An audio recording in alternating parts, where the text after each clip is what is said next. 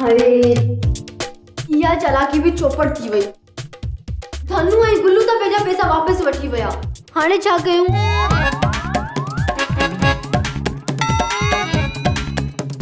नालो अथम फरी ऐं ॻाल्हि कंदी आहियां खरी। हाणे इन सूबेदार खे थी ॾारो ॾियां। खरी धीअ, इहो सूबेदार ॾारे ॾियण जहिड़ो बि न आहे, इनखे बूह ॾे।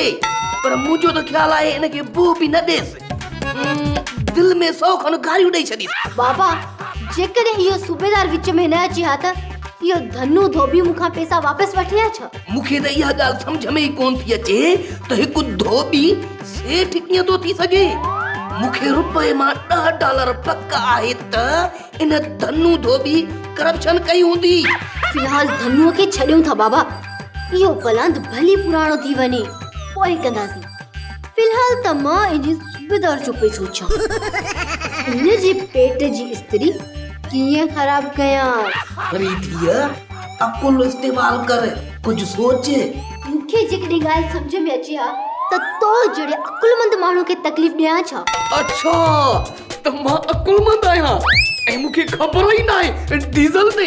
अकुलमंद त तूं आहीं, पर तुंहिंजी अकुल ते डीज़ल जी धूड़ चढ़ी वई आहे। ठीक है, जेस ते मां सोचां तू सूबेदार सूतलीअ खे फोन कर त चुनू वारे 14 ते धाड़ो पियो लॻाई। ठीक आहे।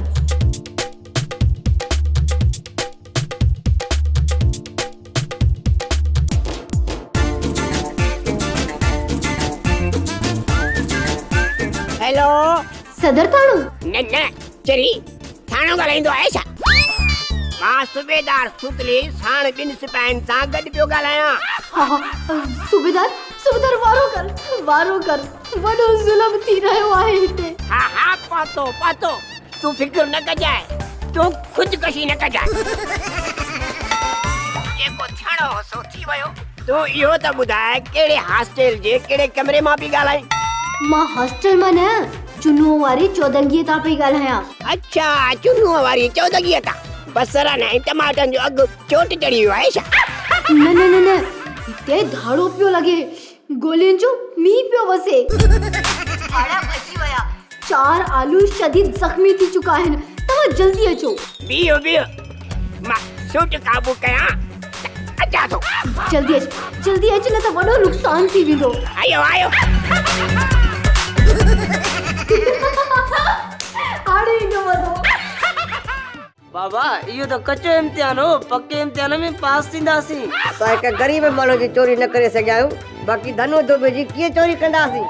उन वटि त चौकीदार पिया आहिनि, हथियार पिया आहिनि। बाबा, महिनत कंदासीं, प्रैक्टिस कंदासीं, कामयाब न थियासीं त पादर खाईंदासीं, पोइ बि चोरी ज़रूर कंदासीं। ॾिसंदासीं त कहिड़ा था फाड़ा मारियूं। बाबा, हिन दफ़े असां वॾी हिकमत अमलीअ सां चोरी कंदासीं।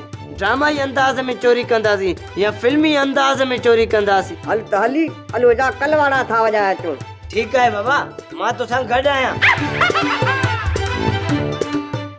सोप सीरियल मश्करनि जो ॻोठ सीज़न 2 जा तमामु एपिसोड्स ॾिसो हाणे HD क्वालिटीअ में। विज़िट करियो असांजो YouTube channel Sindh TV HD drama.